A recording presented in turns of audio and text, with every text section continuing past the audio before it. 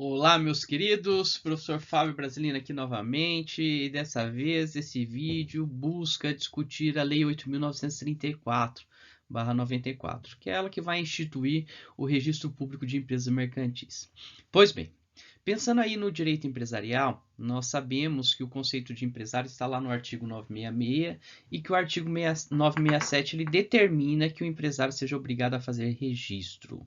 A partir do momento que eu tenho uma lei que determina que o empresário tem a obrigação de proceder ao registro, de fazer ao registro, nós temos que saber aonde é que esse registro vai ser feito, em qual órgão esse registro vai ser feito. Pois bem, se eu penso em registro e eu acrescento a palavra público, e no caso dos empresários, nós temos o Registro Público de Empresas Mercantis, a instauração, a instalação desse registro público e todas as disposições, elas têm que ser feitas mediante lei, para seguir o princípio da legalidade administrativa. Vamos lembrar lá, eu, enquanto iniciativa privada, por força do artigo 5º, inciso 2º, eu não sou obrigado a fazer ou deixar de fazer, senão em virtude de lei. Entretanto, quando nós falamos em administração pública, um dos princípios que nós temos é o da legalidade. E de acordo com o princípio da legalidade, eu só posso fazer aquilo que a lei efetivamente me autoriza. Nesse sentido, é que surge a Lei 8.934/94. E qual que é a função dessa lei? Ou seja, então para que serve essa lei? Essa lei ela vai dispor sobre o registro público de empresas mercantis e atividades afins. E logo no seu artigo 1º ela já vem e já traz quais seriam as suas finalidades. Então, para que serve o registro de empresas? Qual que é o fundamento? Qual que é a finalidade disso? Pois bem, a própria legislação ela vai trazer três finalidades. Uma primeira finalidade, que é o que está aí, ó, que vocês podem observar no inciso 1º, que ela visa dar garantia, publicidade, autenticidade, segurança e eficácia aos atos jurídicos das empresas mercantis. Todos eles que estão submetidos ao registro na forma dessa lei. Então é isso que diz o inciso 1º. O que isso quer dizer? Se nós pensarmos que as empresas, que os empresários, que eles são formados mediante pactos privados, então imagine o seguinte, eu quero montar uma sociedade limitada. Basta eu fazer um pacto privado, que seria um contrato social. Para que eu traga uma ideia de garantia, de segurança, de autenticidade, até de publicidade, eu preciso registrar isso na junta comercial. Assim como todo e qualquer outro pacto privado que tenha relação direta com o empresário. Então, por exemplo, se eu faço um pacto antinupcial que pode eventualmente gerar efeitos na atividade empresarial, eu preciso registrar. Se eu faço um contrato de trespasse, que é a venda do estabelecimento empresarial, eu preciso registrar no Registro Público de Empresas Mercantis, que nós sabemos que chamamos de junta comercial. Isso dentro dessa perspectiva de dar uma garantia, uma publicidade, uma autenticidade, uma segurança e também em algumas situações aí dentro da ideia do plano da eficácia. Beleza? Então a primeira função, a primeira finalidade que nós vamos ter aí do registro público seria essa. Segunda finalidade, vamos ali, ó, no inciso 2º. Cadastrar as empresas nacionais e estrangeiras em funcionamento no país e manter atualizadas as informações pertinentes. Portanto, compete ao registro público fazer esse cadastro dessas empresas. O que importa dizer que se eventualmente eu quiser saber se existe ou não uma empresa do ponto de vista do direito, ou se uma determinada pessoa ela tem ou não uma empresa, eu consigo ter essas informações no registro público. E a terceira função, de acordo aí com o artigo 1º da Lei 8.934, seria proceder à matrícula dos agentes auxiliares do comércio, bem como o seu cancelamento. Então nós temos que pensar o seguinte, existem algumas pessoas que são consideradas auxiliares do comércio, como por exemplo, leiloeiros, como por exemplo, tradutores e assim por diante. Essas pessoas, para que elas possam atuar, para que elas possam exercer aquela sua atividade econômica, elas precisam da matrícula, fazer uma matrícula. E onde elas vão fazer a matrícula? Na junta comercial. Então pense o seguinte, o advogado, para ele exercer a sua atividade, ele tem que registrar na OAB, não tem? O contador no CRC e assim por diante.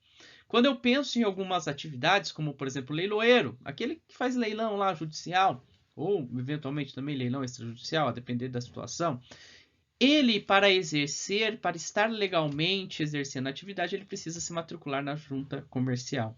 Então, se você quiser ser um leiloeiro, você vai ter que seguir lá alguns requisitos e ser aprovada a sua matrícula na junta comercial.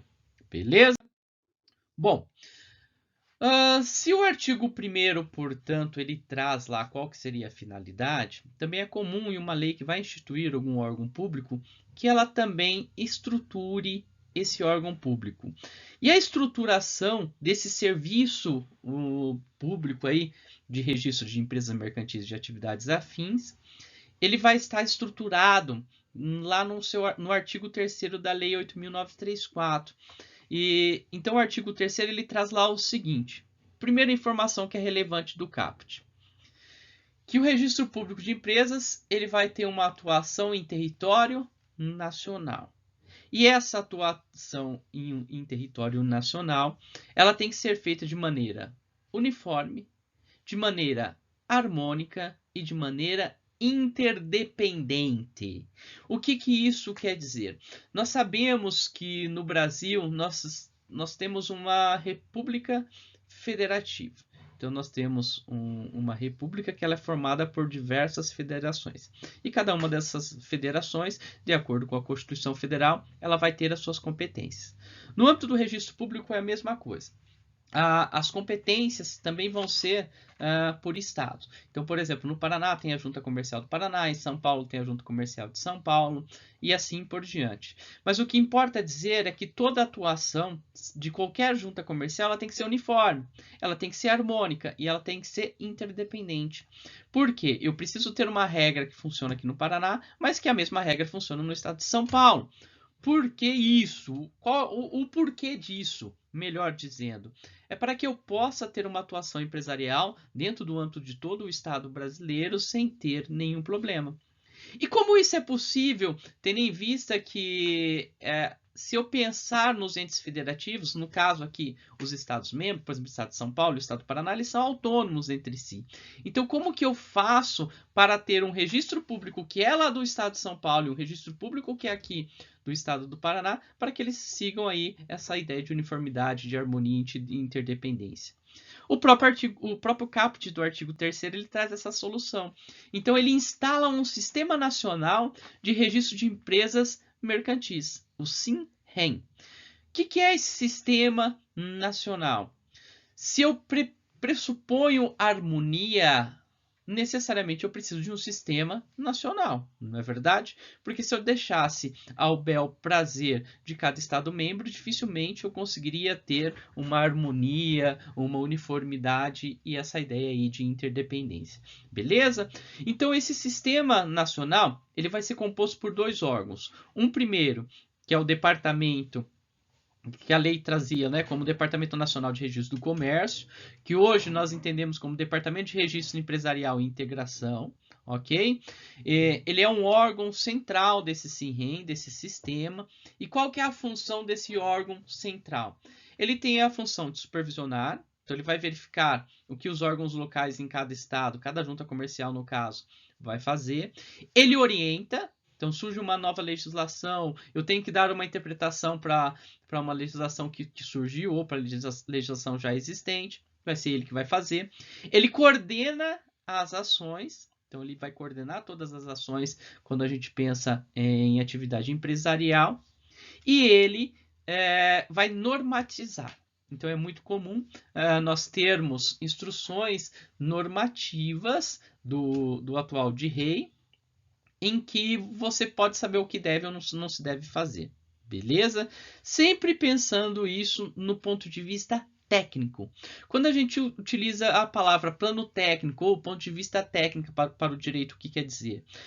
Quer dizer que eu estou analisando com base na legislação, Beleza? E de forma supletiva, ele vai atuar no plano administrativo. Ou seja, eventualmente ele pode dar o pitaco de como se organizar, de como organizar os órgãos locais. E o segundo órgão que é composto aqui, que compõe, aliás, esse sistema nacional, são as juntas comerciais. As juntas comerciais já são órgãos locais e a função dela é de executar e administrar os registros que são feitos aí sob o ponto de vista da Lei 8.934. Beleza? Então é ela quem efetivamente faz. O departamento, ele instaura toda a análise sob o ponto de vista do plano técnico, ok? E quem de fato executa são os órgãos locais, que são as juntas comerciais. Beleza? Pois bem, nós temos que entender que essas juntas comerciais, portanto, elas vão ser os órgãos locais e elas que irão efetivamente fazer os atos de registro. Beleza? Só que nós dissemos, eu disse, que o departamento é aquele que vai supervisionar, que o departamento é aquele que vai normatizar e assim por diante. Portanto, nós temos que entender que quando eu penso em junta comercial, ela tem uma subordinação híbrida. Por que ela tem uma subordinação híbrida? Porque sob o ponto de vista técnico, ou seja, sob o ponto de vista de como proceder os atos de registro, como fazer a interpretação da Lei 8.934, ela está subordinada ao governo federal. Por quê? Sob o ponto de vista da técnica, eu estou subordinado a quem? Ao Departamento de Registro Empresarial e Integração. Estão vendo? Só que sob o ponto de vista administrativo, as juntas comerciais, elas estão subordinadas ao governo do estado membro no qual ela foi instaurada. Beleza? Então, por exemplo, quem vai definir aonde vai ter pontos da junta comercial, como que vai ser o funcionamento, horário de funcionamento, quem são seus servidores, todas essas questões aqui no Paraná, quem decidiu é o estado do Paraná. Só que como que eu posso proceder ao registro? Quando eu posso ou não posso proceder ao registro, quem decide isso vai ser o departamento. Ou seja, quem vai definir isso daí vai ser o governo federal. Beleza? Qual que é a importância prática disso, meus queridos e minhas queridas? Uma das principais importâncias práticas disso é um saber sob o ponto de vista aí de competência. Quem tem competência para apreciar as ações? Beleza? Porque se ela tem subordinação híbrida, significa que ela está subordinada aí ao governo federal e ao governo estadual. Então, quem que tem? Justiça comum ou justiça federal? Aí eu coloquei um esqueminha para vocês. Matéria administrativa, por exemplo, se fosse uma ação de despejo contra um órgão da junta comercial por falta de pagamento de aluguéis. Justiça estadual comum. Litígio entre os sócios, eventualmente. Justiça estadual comum. Beleza? Matéria técnica. Então, quando eu tratar questões relacionadas ao ato de registro. Exemplo, a junta comercial não quis registrar o nome empresarial por algum motivo, falando que eu não poderia registrar. Justiça Federal. Beleza? Nós temos que ver aí que a única exceção que nós temos, que não vai ter a subordinação híbrida, que vai ser o caso aí da junta comercial do Distrito Federal. Beleza? Vamos lá.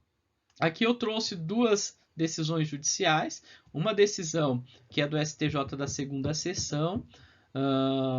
Lembrando sempre, quando eu penso na segunda sessão do STJ, ela discute matéria de direito privado, formado pela terceira e quarta aí, turmas. E vai dizer o seguinte: conflito de competência, registro de comércio. As juntas comerciais estão administrativamente subordinadas aos estados, mas as funções por ela exercidas são de natureza federal. Portanto, conflito conhecido para declarar competente o juízo federal da terceira vara de Londrina. Estão vendo? Questões técnicas vão ser resolvidas na Justiça Federal. De igual forma aí, um outro conflito de competência, dessa vez em um mandado de segurança, beleza? Também vai reconhecer que esses serviços de registro de comércio a competência atraída é a da federal. Beleza? Bom, algumas decisões recentes também vão discutir aí.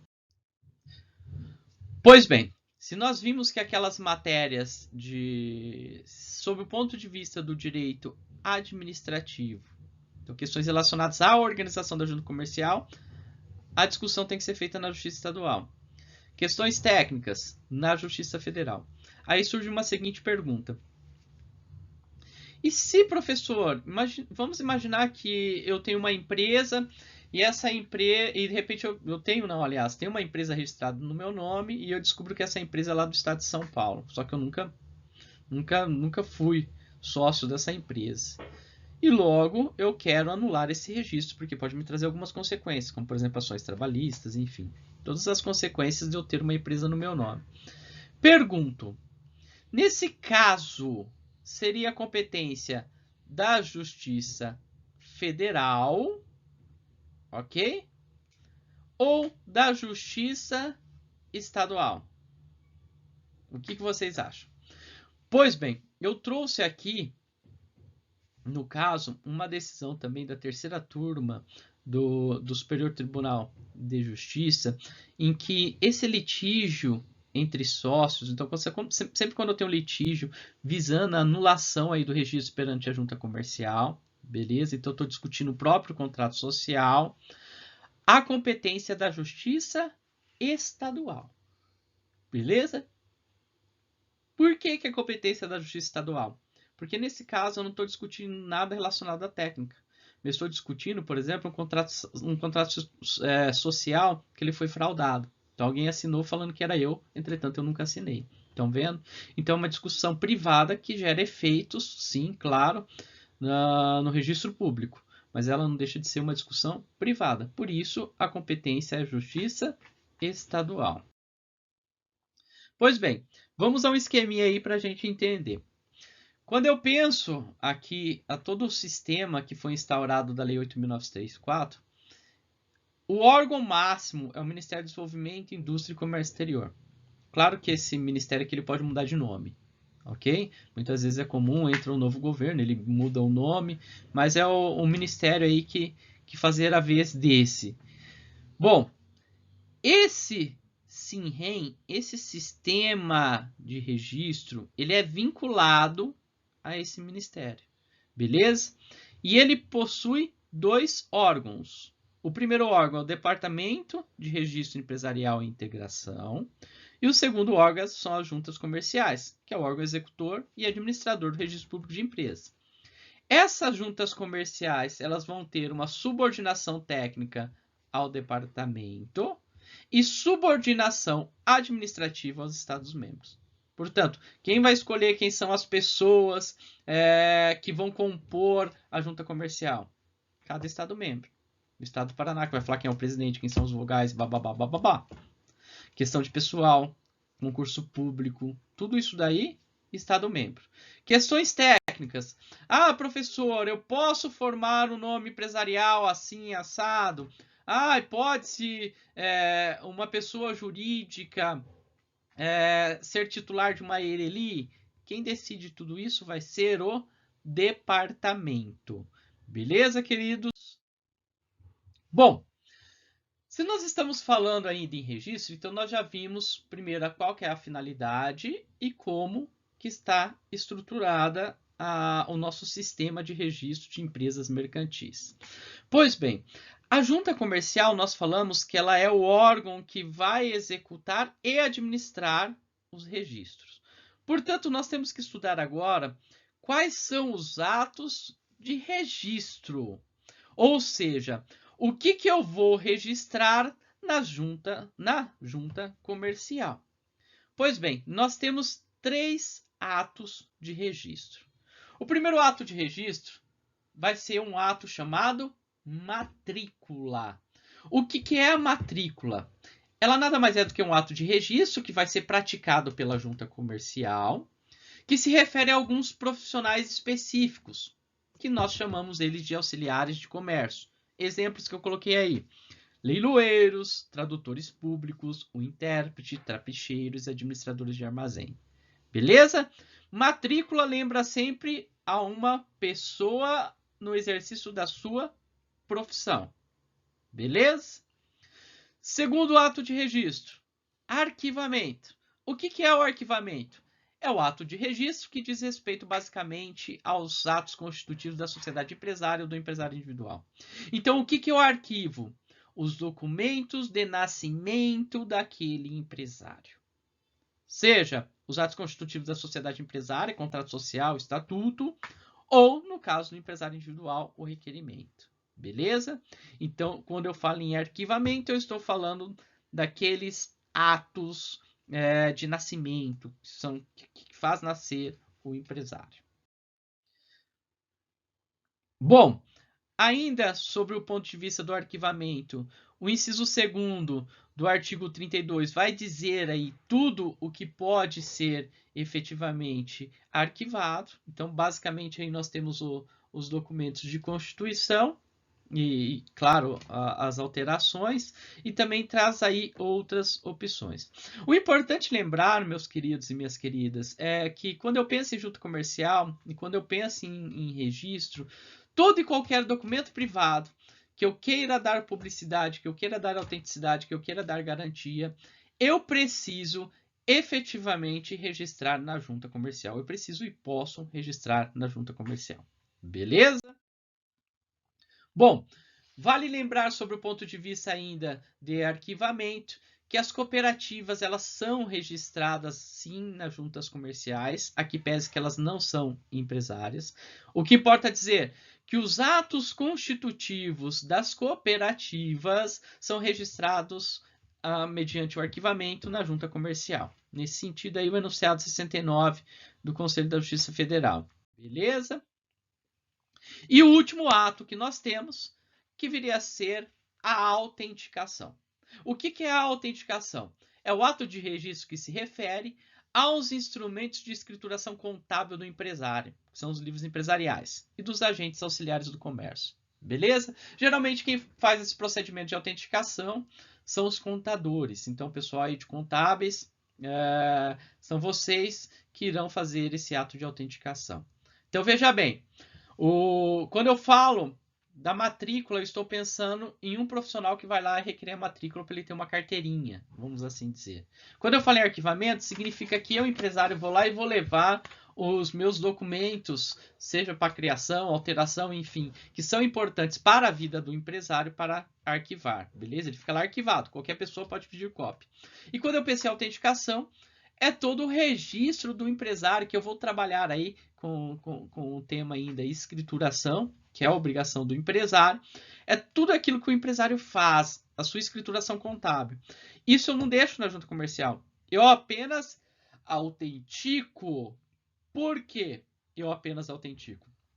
Eu preciso autenticar, pois, mais uma vez, eu afirmo, nós estamos diante de documentos privados. E para que possa ter valor perante ao fisco, por exemplo, então, para se chegar na sua empresa uma fiscalização, você precisa ter esses livros empresariais autenticados, porque senão não tem valor. Tudo isso é para evitar também aí uma ideia de fraudes e questões relacionadas a isso. Beleza? Lembrando sempre aí, que olha o que diz o artigo 1154 do Código Civil e a importância de eu dar publicidade por meio do registro público. O ato sujeito a registro não pode ser oposto a terceiros antes do cumprimento das formalidades exigidas, salvo se houver prova de que o terceiro conhecia. Então, sob o ponto de vista aí de prova, vamos assim dizer, é importante também o registro. Beleza?